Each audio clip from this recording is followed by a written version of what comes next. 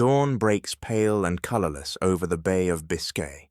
The sea lies calm, too calm, as grey light glints off scattered foam.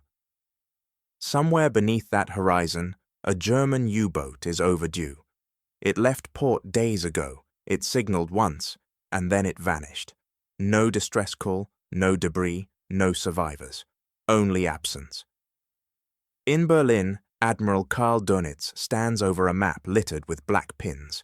Each one marks a submarine that has failed to return. 15 in a single month. 15 crews, nearly 1,000 men, swallowed by an ocean that once bowed to their will. For years, the U-boats had ruled these waters like wolves, sinking convoys at will, cutting Britain's arteries of supply.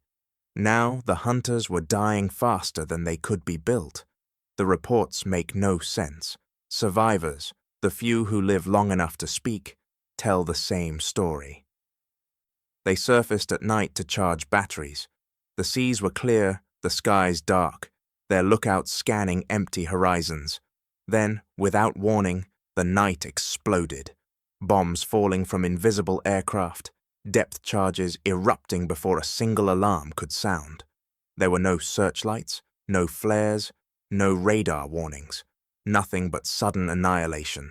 To the crews, it feels like sorcery, death arriving without eyes to see. To Dönitz, it feels like a riddle. How, he demands, can we be hunted in total darkness? The Atlantic, once his empire, has become a graveyard of steel. The proud wolf packs, once symbols of precision and power, are now ghosts beneath the waves. German factories strain to replace the losses, but no number of machines can rebuild lost certainty. In the halls of Naval Command, technicians whisper theories. They speak of something unseen, something that travels faster than sound, reflecting from steel like light from glass. A new British weapon, they say, one that can see through night and cloud alike. The word spreads in low voices, in laboratories and control rooms, as if saying it aloud might make it stronger. Radar. The word sounds almost harmless, a whisper of science in a world of shells and torpedoes.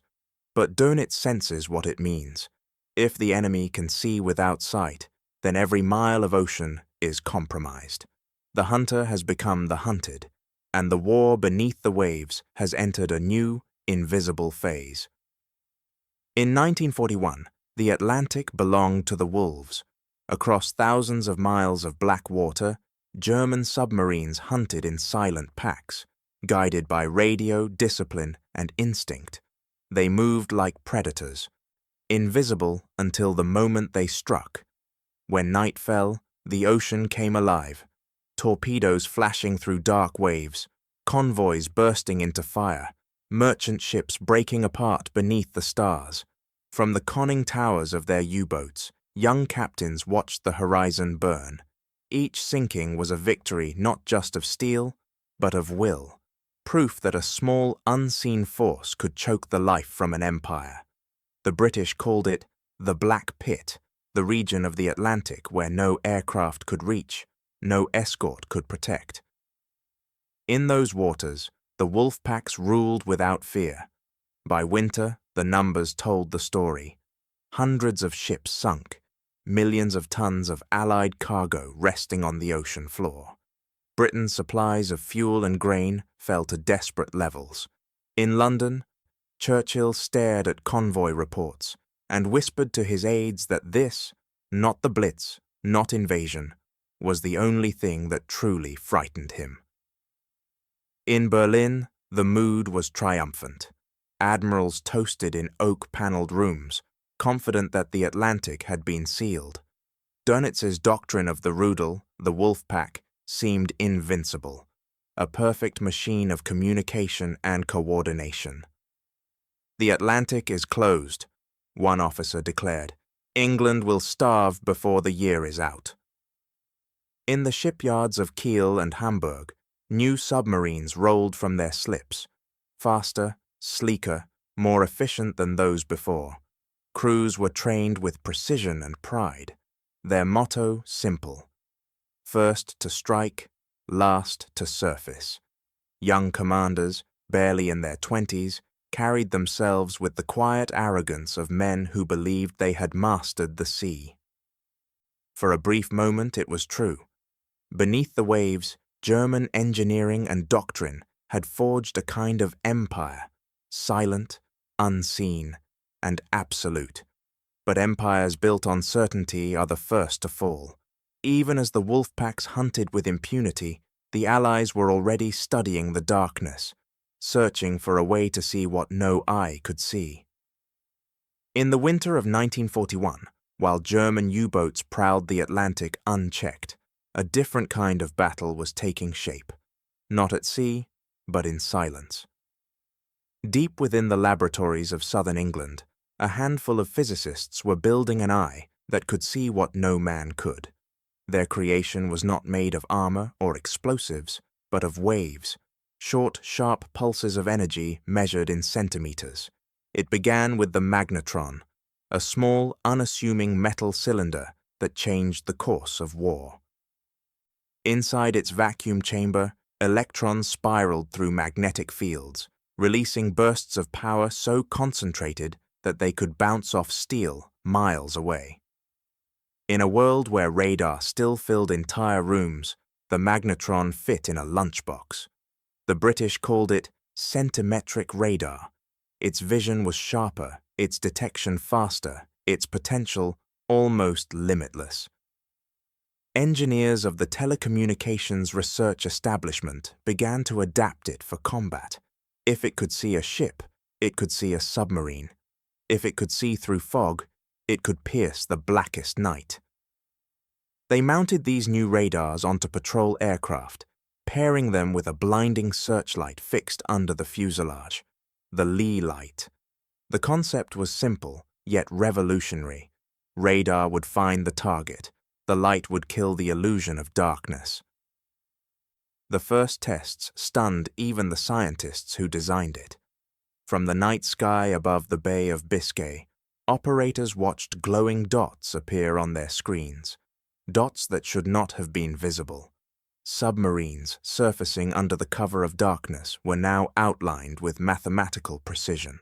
When the Lee light flicked on, the hunters became the hunted. Admiralty memos classified the new system simply as the secret weapon. Very few were allowed to speak of it, even fewer to see it. Each successful patrol reinforced the same truth, that science, not steel, would decide the next phase of the war. Across the Channel, German engineers scrambled to understand how their submarines were being found. They tested their detectors, scanned the skies, and found nothing. Their instruments listened to the wrong part of the spectrum, searching for long waves while the new British radar whispered in the realm of the invisible. The counterattack had begun, not with torpedoes, but with electrons. By 1942, the German Navy believed it had mastered the ocean. In training halls and briefing rooms across occupied Europe, Admiral Karl Dönitz preached his gospel of discipline and faith. The Atlantic, he told his officers, will bend to courage and order. To him, victory was not a matter of chance, but of precision, a moral and mechanical certainty, forged through obedience. In the classrooms of U-boat schools, from Kiel to Flensburg, young sailors were molded into instruments of that doctrine. They learned every system by touch, the valves, the pumps, the diesel engines that would sustain them beneath the sea. Each man could perform the work of three. When their instructors spoke of fear, it was only to dismiss it. The ocean was vast, the U-boat invisible, and German training unmatched. Dönitz's greatest weapon was not the torpedo, but faith, in order, in the machine, in themselves. Every submarine was a kingdom of 44 men, sealed in steel, ruled by silence and precision.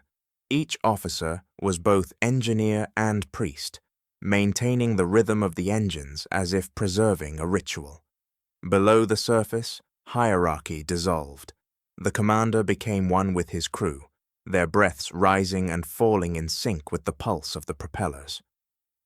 Their confidence rested on two foundations: technology and secrecy. The Enigma machine, a compact box of rotors and keys, encrypted every signal sent across the Atlantic. To the Germans, it was perfection, a cipher no enemy could ever break. Messages flowed to and from U-boats with mathematical elegance, a digital chorus of conquest. Orders were followed within hours, wolf packs converging on convoys as if guided by instinct. In Berlin, the system looked unstoppable. At sea, the crews believed the same. Their hydrophones could detect a ship's propeller from miles away. Their lookouts, trained to spot silhouettes at impossible distance, were their eyes against the horizon. To them, the ocean was a living ally, its fogs and currents concealing them, its vastness promising safety. When rumors surfaced of British aircraft appearing suddenly from the night sky, many officers dismissed them as coincidence, or worse, propaganda. Radar, they said, is a story for frightened men. The very idea that the enemy could see them in darkness seemed absurd. They trusted their senses, their machines, their methods, everything that had brought them victory. But belief can be its own blindness. In the laboratories of Britain, invisible energy was already shaping the next chapter of the war. While the U-boat crews perfected the art of silence, the Allies were perfecting the art of sight. The Germans believed that mastery of the machine would preserve them. They were right, until science built a new kind of hunter that no periscope could see. By the spring of 1942, something strange began to happen over the Atlantic. German U-boats, the pride of the Kriegsmarine, were vanishing in calm seas, far from enemy patrols or storm. They left behind no distress calls, no warning, no sign of struggle. In the morning, where there had been men and machines, there was only oil and silence. At first, the reports seemed impossible. These were not green crews or reckless captains. They were veterans of the early victories, trained in the rigid discipline of Dönitz's wolf packs. Yet the accounts that trickled back from survivors shared a haunting pattern. They spoke of aircraft appearing out of nowhere, emerging from blackness, striking without searchlight or moon, and vanishing before a gun could be manned. "No sound, no shadow," one officer wrote, "only the sea exploding around us."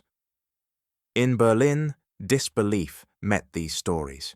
The Luftwaffe dismissed them as exaggeration. "Impossible," one officer insisted.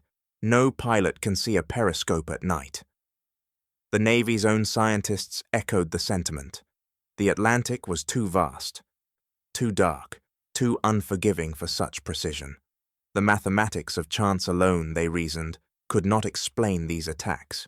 Yet the losses continued, steady, silent, and inexplicable. The German Naval Research Institute began collecting wreckage: crushed steel, burnt paint, warped instruments. Fragments of submarines hauled from the seabed told the same story. There were no signs of visual pursuit, no flares or gunfire.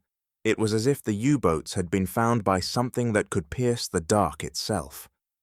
Aboard U-564, Captain Reinhard Teddy Suren, one of Dönitz's most decorated commanders, recorded a single, unnerving line in his logbook. "They find us even without moonlight." His words carried across the fleet, repeated in whispers between crews preparing to sail. The veterans began to notice strange coincidences: a flight spotted just before dawn, a faint pulse on a receiver, an attack from nowhere. They were being seen by something they could not see in return. In Berlin, Dönitz convened his engineers. The reports were undeniable, the pattern unmistakable. He ordered an investigation into new Allied technologies, demanding to know how aircraft could locate a submarine in total darkness. The answer, though still hidden, was already sweeping across the skies above them. For the first time, the U-boat arm, once the embodiment of German confidence, felt the tremor of uncertainty. Their world had been built on the logic of visibility.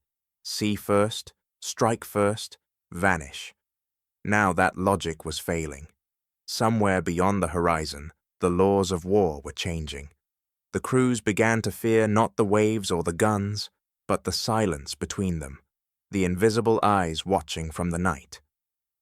By late 1942, the mystery of invisible detection had become too great to ignore. The U-boat fleet, once the terror of the Atlantic, was bleeding away into the depths. Admiral Dönitz demanded answers, and Germany's scientists raced to provide them. If the enemy possessed a new form of sight, then the solution, they reasoned, was to build an ear that could hear it. In the laboratories of occupied France, engineers worked around the clock, surrounded by oscilloscopes, solid wires, and theories still unproven. From this desperation came the Metox receiver, a crude, box-like device fitted inside U-boats. Its purpose was simple: to detect the radar waves emitted by Allied aircraft before the human eye could. When it worked, the machine would sound a faint, rhythmic beep, a warning, a heartbeat of survival. Crews welcomed it like salvation. To men trapped beneath the ocean, the Metox was a guardian. "When it sings, we dive," one officer wrote. For a few brief weeks, the beeping saved lives. Losses fell, and morale flickered back to life. U-boats once again prowled the shipping lanes, confident that they could now sense the hunters before being seen. But confidence is a fragile thing. Unknown to the Germans, the Allied scientists had already moved on. The radar that Metox could detect operated on meter-long wavelengths, the old generation. The new British systems, powered by the magnetron, worked at centimeter scales, far beyond Metox's reach. The invisible war had already shifted frequencies, leaving the Germans fighting ghosts of a past signal. Within months, the illusion cracked. Crews reported aircraft still appearing out of black skies, striking without warning, even when the Metox remained silent. At first, the Admiralty blamed the operators. Perhaps they had ignored the alarms or failed to calibrate properly. But as wreckage piled up, the truth emerged. Their miracle machine had gone deaf. In Berlin, engineers scrambled again, producing a successor, Naxos, tuned to shorter wavelengths. But even this advance lagged behind the pace of Allied innovation. The enemy's radar evolved faster than German science could respond. For every month of testing, a new Allied device rendered the last solution obsolete. Still, belief endured. Dönitz clung to the faith that the ocean itself offered protection, that vastness and courage would outmatch technology. His scientists spoke of microwave waves, impossibly short, beyond detection. But few in command understood the concept, and fewer cared to. "We fight with discipline, not gadgets," one senior officer told his staff. It was a phrase born of pride and sealed in ignorance. By early 1943, German submarines sailed with devices they half trusted, guided by doctrines that no longer fit the world they fought in. The crews still listened for the comforting pulse of Metox, though many knew it meant little. "The machine no longer sings," a radioman wrote. "The silence is worse." The war beneath the waves had entered a new phase, one where technology outpaced tradition and science turned into survival. The Admiralty still believed they could adapt in time, but time, like the ocean, has no loyalty. In the quiet countryside of Malvern, England, far from the thunder of the front, a different kind of weapon was being forged. Inside the brick walls of the Telecommunications Research Establishment, known simply as the TRE, a small team of physicists worked with chalk, wire, and imagination. Their battleground was not the Atlantic, but the invisible world of waves. Their names were largely unknown then. Randall, Boot, Bowen, men whose equations would sink more U-boats than any torpedo ever built. Their breakthrough was a device no larger than a teacup, the cavity magnetron.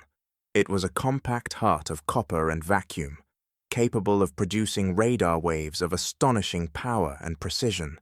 Where older systems used long, sluggish wavelengths that blurred across the horizon, the magnetron pulsed in centimeters, short, sharp bursts that could carve the ocean into detail. With it, a radar operator could see a periscope breaking the surface miles away. The unseen had become visible. When the first prototypes reached the airfields of Coastal Command, even the pilots were skeptical. The equipment was small enough to fit within a bomber's nose, its display a single, glowing green line. But when the screens flickered to life over the Bay of Biscay, disbelief turned to revelation. Dots appeared where there should have been nothing, precise, steady, alive. A submerged shape, a shadow of steel, a U-boat. The British had found a way to see through darkness, and soon they would teach the night to kill. By early 1943, the new centimetric radar sets had transformed the war in the Atlantic. Aircraft fitted with the magnetron began to patrol the French coastlines, sweeping the open sea in invisible arcs. Where once the U-boats had surfaced freely to recharge their batteries, now the surface meant exposure. The very act of breathing air became a gamble with death. When a radar contact appeared, the aircraft closed in, engines throttled down, guns armed. At the last second, the pilot would flick a switch, a floodlight known as the Lee light blazing white over the Black Sea. Below, a submarine caught in the beam had seconds to react before the first salvo struck. There was no warning, no escape. Survivors spoke of the terror of that sudden light, the realization that something beyond human sight had been stalking them all along. Within weeks, U-boats began to die faster than command could count. Patrol zones once dominated by German wolf packs turned silent. The hunters, those disciplined, confident men of the deep, had become the hunted. At the TRE, the physicists received combat reports with the calm detachment of scientists. Each success was a proof of concept, each sinking an equation solved. The radar had done more than detect. It had reversed the logic of war itself. The ocean no longer belonged to courage, but to knowledge. The Bay of Biscay, once the gateway for U-boats heading into the Atlantic, became a killing ground. Crews began to fear not the weather or the enemy's guns, but the sky. They called it Die Augen des Todes, the eyes of death, a name whispered in every submarine galley, every cold bunk, every pre-dawn briefing. They no longer asked if the British could see them, only when. Every new patrol brought the same ritual. The U-boat would surface cautiously, hydrophones sweeping the sky in vain, men straining to hear what no ear could detect.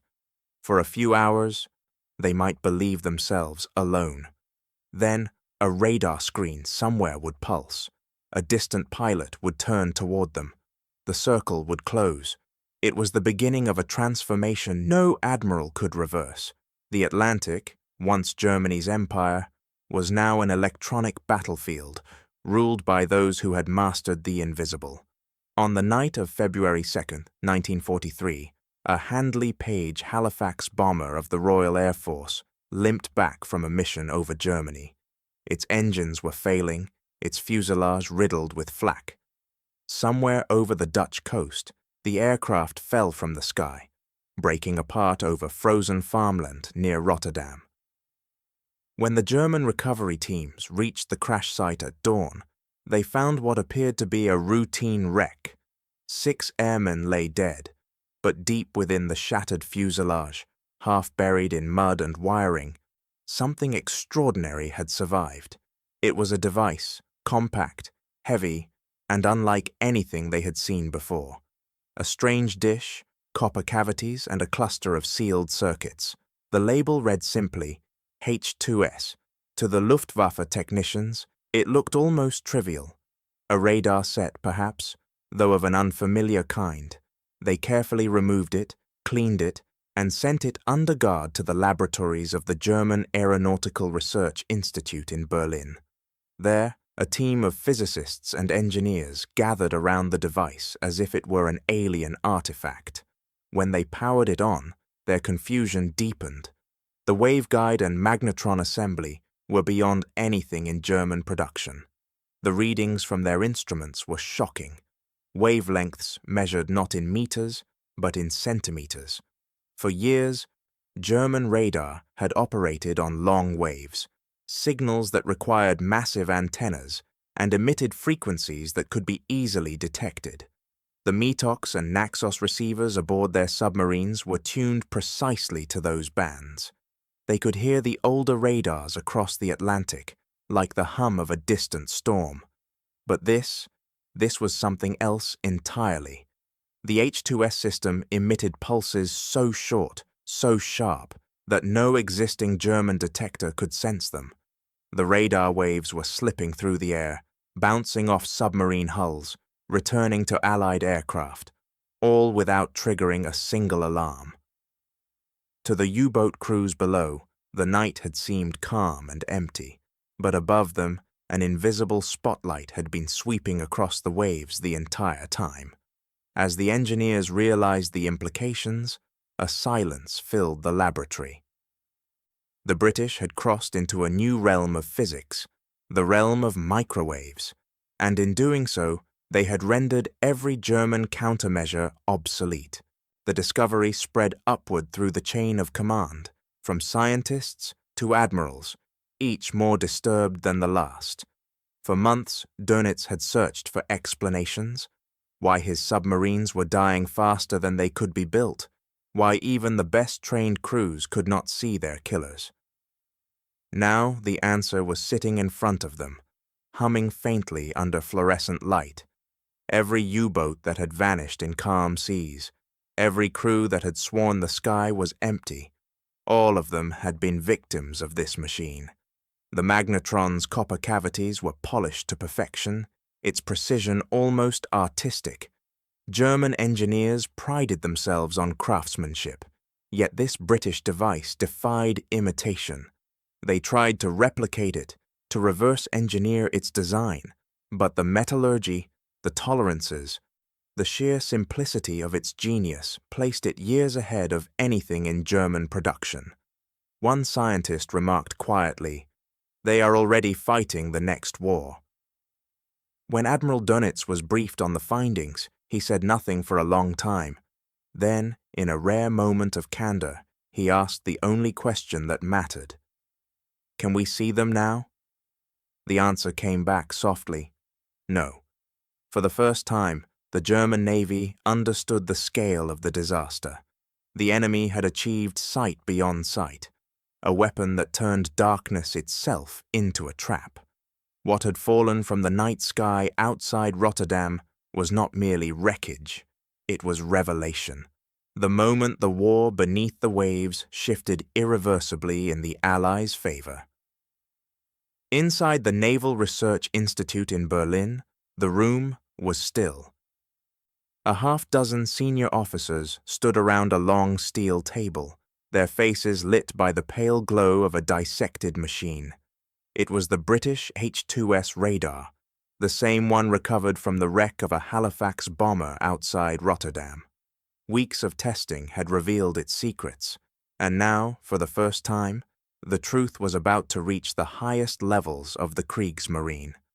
Physicists and engineers, exhausted from nights of analysis, adjusted dials and pointed to the strange copper heart at the center of the device, the cavity magnetron. Charts lined the walls, covered in chalked equations and wavelength diagrams. The scientists had done their best to translate physics into language the admirals could understand. But no matter how carefully they spoke, the conclusion remained the same. The enemy had achieved sight beyond sight. Admiral Karl Dönitz listened without interruption. Around him, the commanders of his submarine arm waited, men who had built their careers on faith in steel, silence, and discipline. As the physicists spoke, their words landed with surgical precision. "They can see you," one said quietly, "and you cannot see them." No one moved. The hum of the magnetron filled the silence like a whisper of accusation. For 2 years, Dönitz had waged his war beneath the Atlantic with near-religious certainty. His U-boats had once cut Britain's supply lines with impunity, their losses tolerable, their victories vast. He had believed in training, in order, in the ocean's natural protection. But now, standing before the proof of his enemy's vision, that belief began to crumble. The scientists demonstrated the radar's range, how its centimetric waves could strike a submarine's periscope from miles away, how the echoes returned faster than any countermeasure could respond. They showed the Admiral the frequency bands his detectors could never hear, the mathematics his engineers had refused to believe. Each revelation stripped another layer from the myth of U-boat invincibility. When they finished, the room remained frozen in uneasy quiet. Dönitz stepped closer to the device, his reflection warped in its polished metal. He spoke softly, as though to himself. "Then we are blind." The words hung in the air like a final verdict. In that moment, every chart, every loss report, every unanswered question made sense. The unseen aircraft that had struck from the night, the sudden silences in radio communication. The pattern of wrecks across the Atlantic, all of it traced back to the flicker of this tiny, humming machine. For a long while, no one dared speak. The men who had once commanded the most feared weapon in the world, the submariners of the Reich, now faced a truth they could not fight. Courage could not outmaneuver physics. Discipline could not undo discovery. The ocean itself had turned against them. Dönitz finally turned to his officers. His face, once severe and certain, seemed older, carved by the weight of inevitability. "We must adapt," he said quietly, "or we will disappear." But adaptation would take months, perhaps years, time the U-boat fleet no longer had. Even as they stood in that sterile Berlin laboratory, submarines were dying by the dozens in the Atlantic. The Allied patrols, guided by the very technology they had just uncovered, were closing the net.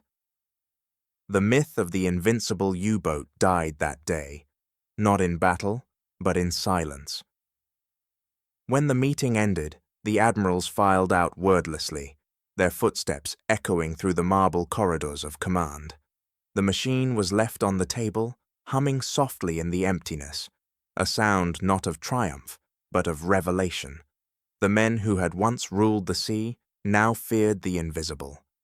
By the spring of 1943, the ocean that had once sheltered Germany's wolves turned hostile. The Allies had reshaped the Atlantic into a machine, a vast, coordinated system of technology, intelligence, and endurance. Convoys no longer crept blindly through the dark. Their escorts carried radar on their masts, direction finders in their cabins, and aircraft circling above like watchful sentinels. The sea, once infinite and unknowable, had been mapped by invisible eyes. For the U-boats, every mile of open water was now a battlefield they could not see. Aircraft fitted with centimetric radar swept the coasts of France and Spain, hunting for the faint ripple of a periscope or the gleam of an exhaust trail. Escort carriers, small aircraft carriers built specifically for convoy defense, shadowed the merchant fleets, their fighters soaring from the decks at the first hint of danger. The ocean's balance had shifted, and Germany's wolves were running out of air. Then came May 1943, the month the submariners would remember as Black May. In just 31 days, 41 U-boats were destroyed. Nearly 2,000 men were lost. Whole flotillas vanished beneath the waves without leaving a single radio message behind. convoy battles that once lasted days now ended in hours, their outcomes predetermined by science. One of the bloodiest engagements unfolded during convoy ONS-5, a northbound column of 40 merchant ships bound for Liverpool. More than 50 U-boats converged in a desperate attempt to reclaim the Atlantic. The battle raged through storm and fog, but the weather offered no refuge. Radar-guided escorts cut through the darkness, detecting submarines before they could strike. Ships once hunted by torpedo now turned into hunters themselves. When the storm lifted, the ocean was littered with wreckage. 12 merchant ships had been sunk, but 6 times that number of submarines had gone down with them. For the first time, the Wolfpack doctrine collapsed under the weight of the enemy's vision. By June, the pattern was undeniable. Radio transmissions from the U-boat command grew fewer each week. Long stretches of silence separated frantic bursts of coded distress calls. Boats went to sea and never returned. For the men still operating, patrols became sentences, each dive a roll of the dice against an unseen force. Even the survivors began to sense the futility. "We are no longer the hunters," one radioman wrote in his log. "We are prey, waiting to be found." In Berlin, Dönitz received the loss reports in grim succession. His charts, once marked with the confident arcs of attack routes, now filled with black crosses.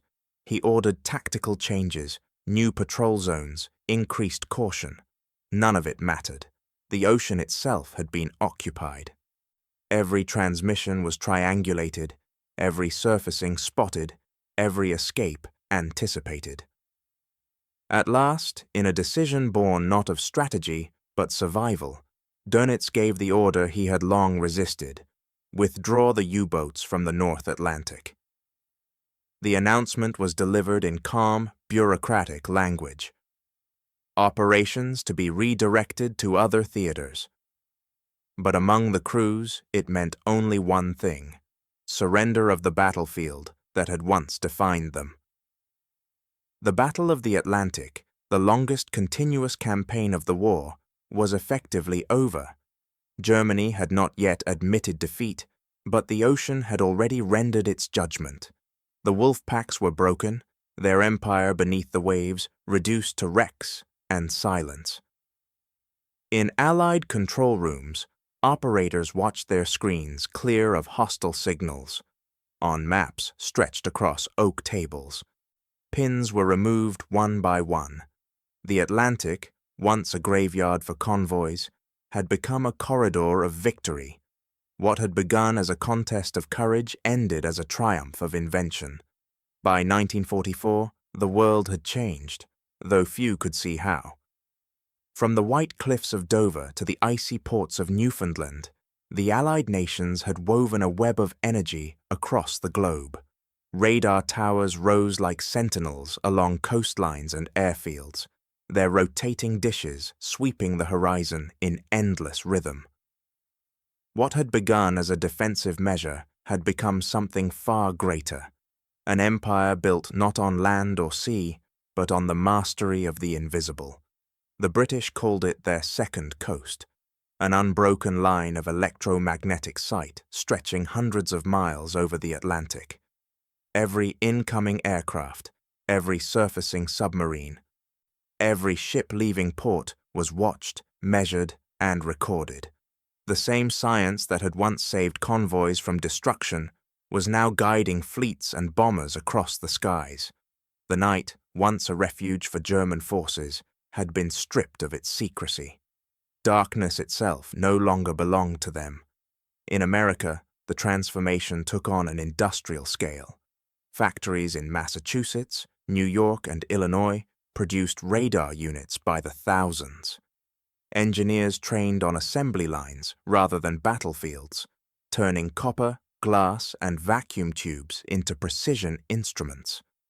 The cavity magnetron, once a secret known to a handful of scientists, now came stamped with serial numbers and shipped in crates marked top priority War Department. Each week, Allied aircraft received more powerful systems. Centimetric radar allowed them to scan entire ocean sectors from 10,000 feet, detecting the faintest shadow of a submarine wake. Escort carriers carried radar-equipped Avengers and Liberators that could track and destroy U-boats even through storms. The sea, once Germany's shield, had become its executioner. German innovation could not keep pace. Bombing raids had crippled the laboratories that might have answered back. Skilled engineers were drafted to the front or killed in the ruins of cities. Research programs on counter-radar and detection systems were scattered and underfunded, their results obsolete before they could be tested. The same scientific precision that had once defined Germany's military was now buried beneath the weight of attrition. For every U-boat that left port, Allied listening stations waited.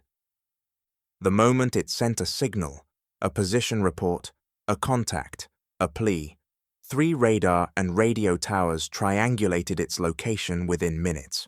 Aircraft would converge silently, guided by invisible coordinates, until the first depth charge struck. It was no longer a battle of tactics, but of inevitability. By mid-1944, the oceans were no longer neutral. The Allied radar network reached from Greenland to Gibraltar, from the Azores to Iceland. Coastal command patrols overlapped in precise arcs, each linked to command centers in London and Washington. The ocean, vast, immeasurable, once beyond control, had become a grid of data. In the old days, U-boat captains spoke of courage, instinct, and fate. Now, fate had been replaced by mathematics. To surface was to die. To transmit was to be found. To fight was to vanish. This new dominion extended beyond the sea. Radar guided the bombers over Berlin, the artillery over Normandy, the escorts across the Channel. The electromagnetic web wrapped around the war, like a noose, tightening with each passing month. Germany could no longer move without being seen. It was, in every sense, an empire of light, unseen yet absolute. An empire not of colonies or conquests, but of control. Every heartbeat of the war now pulsed through circuits and screens, through the silent sweeps of antennas, turning endlessly toward the horizon. And in the ruins of Kiel and Lorient, the last of Dönitz's U-boats waited at their piers, engines quiet, their missions reduced to futility. The commanders looked to the skies and knew that the balance of war had shifted forever. The Allies had conquered the unseen. The first electronic empire in history had been born, and Germany, for all its machines and mastery, was powerless before it. By 1944, the faces aboard Germany's submarines had changed. The veterans, those who had once believed in the invincibility of the U-boat arm, were gone, lost to the Atlantic they once ruled. In their place came boys barely old enough to shave, trained in haste, sent to sea with charts from older wars and orders written in faith rather than reason. They knew the odds before they sailed. Of every 100 submariners who left port, fewer than 20 would return. Yet they went, not out of hope, but out of duty, bound by a command that no longer promised survival, only sacrifice. The harbors at Kiel and Lorient still echoed with speeches of courage, the same words that had once inspired victory. But the crews knew better. They watched the sky, not the sea. Radar-equipped bombers patrolled the Bay of Biscay day and night, invisible until it was too late. Even leaving port felt like a death sentence. One by one, the submarines slipped beneath the waves, not as hunters, but as relics of an age already past. In the North Atlantic, U-Pass 978, one of the last Type 7C boats, surfaced at dusk to charge her batteries. The ocean was calm, the horizon empty. Lookouts scanned the sky with binoculars, seeing nothing but clouds. And then, within minutes, the silence broke. From thousands of feet above, a radar screen had pulsed, a single bright dot on a British bomber's display. The aircraft turned toward the signal, its approach unseen. Flares bloomed over the sea, and within seconds, the first bombs fell. The crew of U-978 never fired a shot. Across the fleet, this pattern repeated. Submarines surfaced and vanished within moments, their deaths invisible to those still waiting for them at base. The radios grew quiet. Entire flotillas ceased responding, their last transmissions little more than static. Among the surviving crews, silence became its own kind of language, a eulogy carried by absence. Men began to give names to their fear. They called their vessels Eiserne Särge, iron coffins, not in defiance, but in resignation. The war beneath the sea had turned from combat to burial, and yet the orders from Berlin did not change. Dönitz, bound by pride and ideology, refused to halt operations. "Every boat must fight," he declared. "To stop would be to admit defeat." Even as his officers protested the futility, new crews were sent to sea. They went knowing they would not return. In the control rooms of those final patrols, morale no longer came from patriotism or victory, but from routine, from the simple rhythm of engines, the discipline of procedures that gave meaning to men who already knew their fate. When depth charges shook the hull, they did not curse or pray. They worked, they endured, they drowned in silence. In one report recovered after the war, a captain's final logbook ended with a single line: "Engines stopped, pressure rising, we will stay with the boat." By the last months of 1944, the Atlantic had become a cemetery. Thousands of tons of steel scattered across the seabed, each one a monument to the limits of human conviction. The U-boat, once Germany's greatest symbol of power and precision, had been defeated not by courage or chance, but by an idea, by the cold, relentless evolution of science. The ocean, indifferent as ever, closed over their graves. It made no distinction between victor and vanquished, between the hunter and the hunted. As the last U-boats disappeared beneath the waves, the war beneath the sea ended as it had begun, in silence. In the years that followed, historians would look back on the Battle of the Atlantic and give it a new name. They called it the First Electronic War, a conflict fought not only with torpedoes and ships, but with energy itself.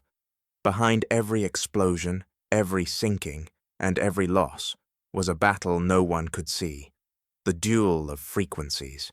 Each side had fought with mathematics and machinery, with equations instead of artillery.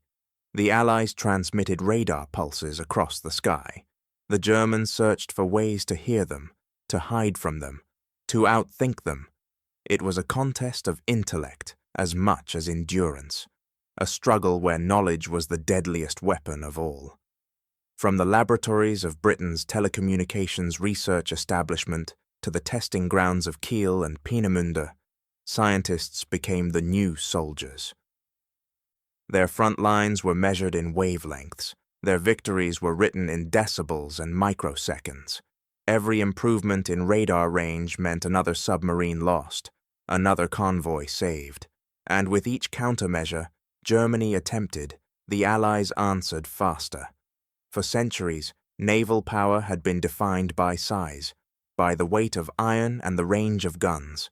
But by 1943, that logic no longer held.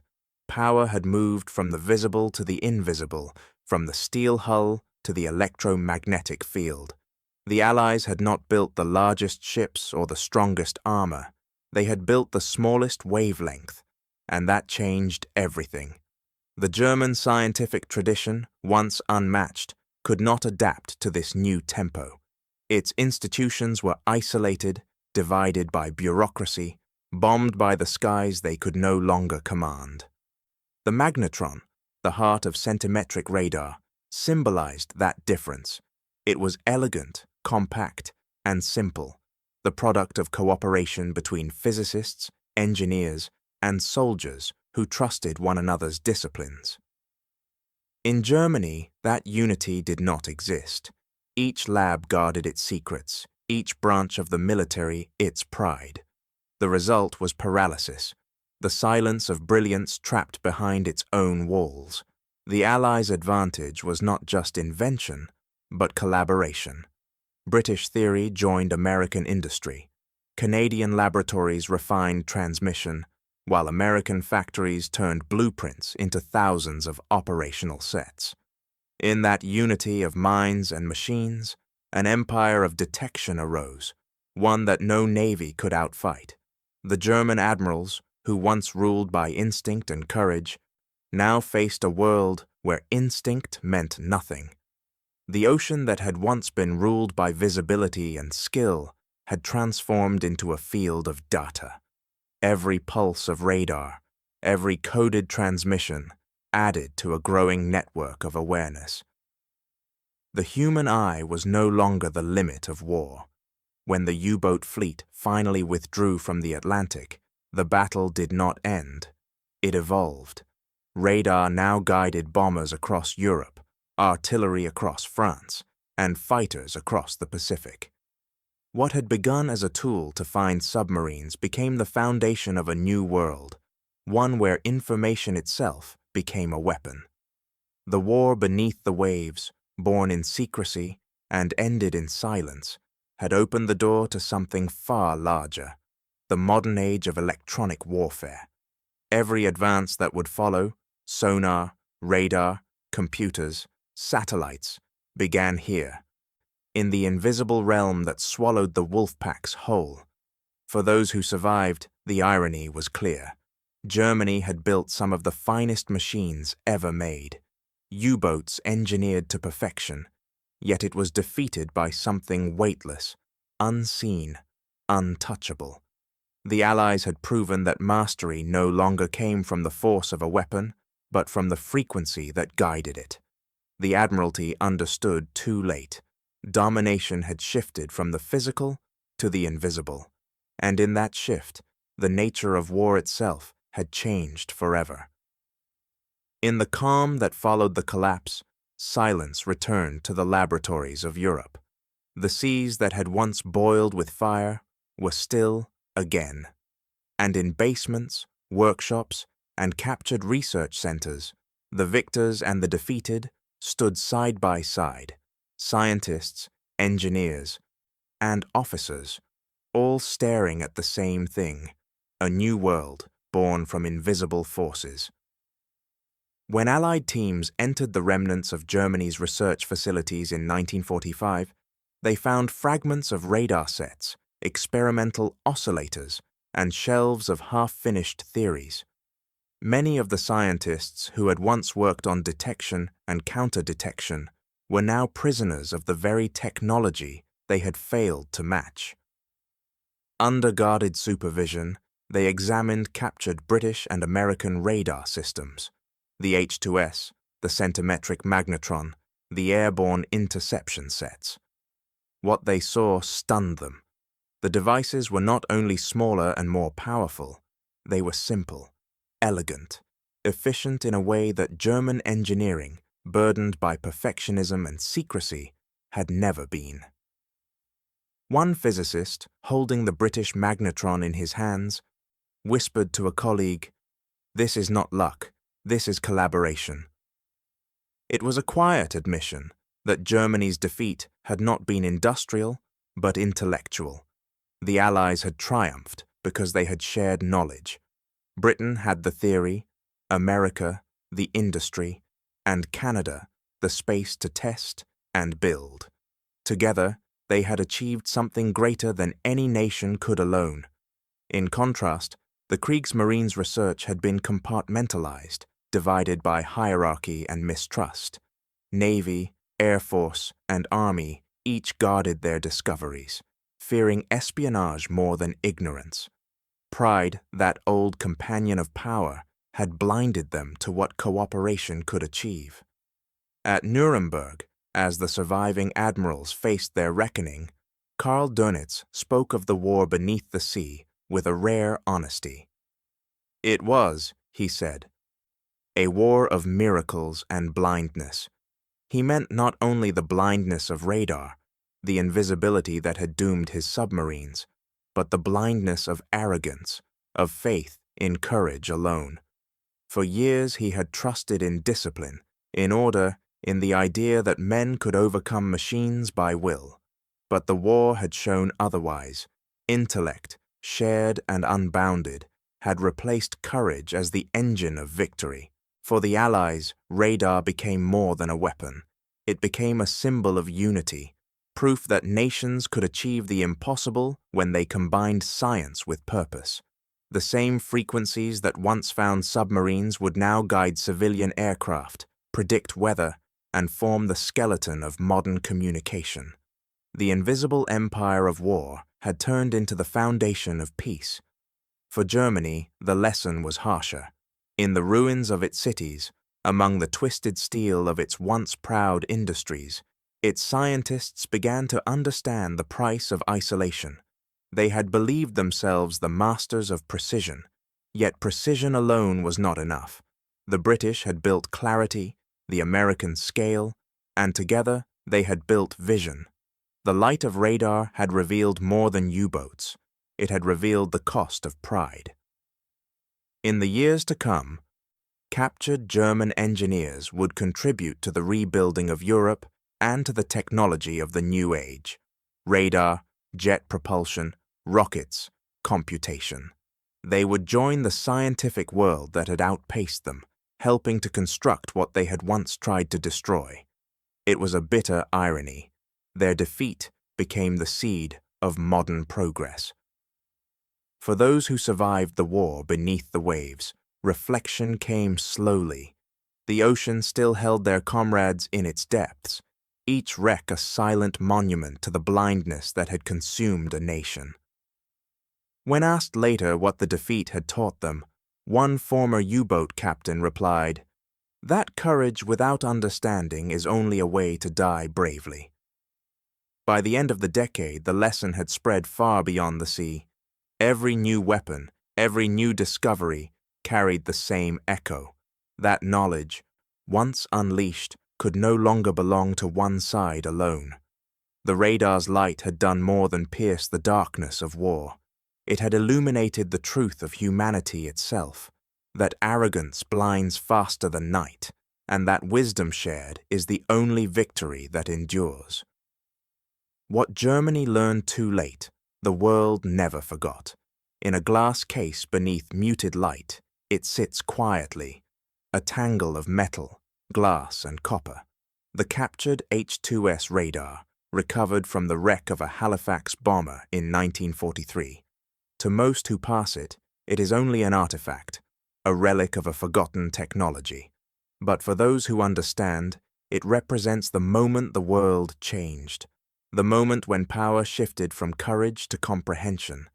Around it, museum placards describe its function in calm, neutral tones: centimetric radar, operating at 9.1 centimeters, capable of detecting a periscope at night from 5 miles away. Simple facts, but the truth it carries is far greater, for this small device did what no fleet or weapon could. It turned the hunters into the hunted. In 1942, the sea still belonged to men who trusted instinct, experience, and luck. The U-boat captains believed in their discipline, their silence, their skill. They believed that courage could defeat technology, that mastery of craft could overcome the unknown. But by 1944, that belief had been erased, not by force, but by knowledge. The radar did not roar or strike, it whispered, it watched, it revealed. And in doing so, it dismantled an entire doctrine built on secrecy and pride. When the German admirals gathered around the captured set in 1943, they were not merely looking at a machine. They were looking at their own obsolescence. The device in front of them was proof that the future had already arrived, and that it no longer belonged to them. For years they had ruled the Atlantic with mathematics and discipline. They had written manuals on stealth, command, and endurance, but none of it mattered against the invisible precision of centimetric radar. The ocean that had once been their empire had turned against them, illuminated by a science they had refused to believe in. What defeated them was not a weapon, but a truth, that in the age of knowledge, ignorance is death. The irony was absolute. The U-boat fleet, engineered to perfection, destroyed by an idea smaller than a hand. The most advanced navy in Europe, undone by the collaboration of minds across the Atlantic. The hunter who once prowled unseen was now exposed by a pulse of invisible light. In this lies the moral heart of the story, not of machines, but of men. For every radar built, there were engineers who believed in the unity of reason over nationalism, of curiosity over command. It was this belief, not merely in technology, but in cooperation, that defined the Allies' triumph. The British physicist, the American engineer, the Canadian operator, together they formed a chain of understanding stronger than any armor. The sea, once ruled by courage, ended ruled by intellect. The age of the lone hero gave way to the age of the collective mind. It was no longer enough to be brave. One had to be wise. Today, when historians trace the origins of modern warfare, of missiles guided by signal, of aircraft tracked by radar, of satellites mapping the Earth, they return here, to this simple machine, to this moment beneath the waves when light overcame darkness, not by brightness, but by precision. For the German admirals, the revelation came too late. In the dim light of that examination room in 1943, surrounded by the hum of Allied engineering, they realized what the war had already decided.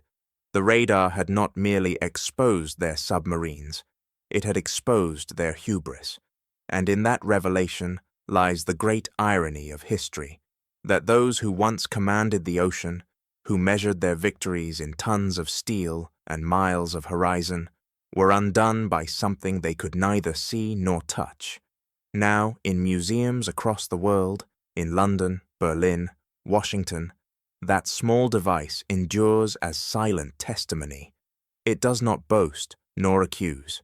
It simply waits, humming faintly in memory, reminding those who pass that power is not always visible, and that vision itself can be a form of blindness.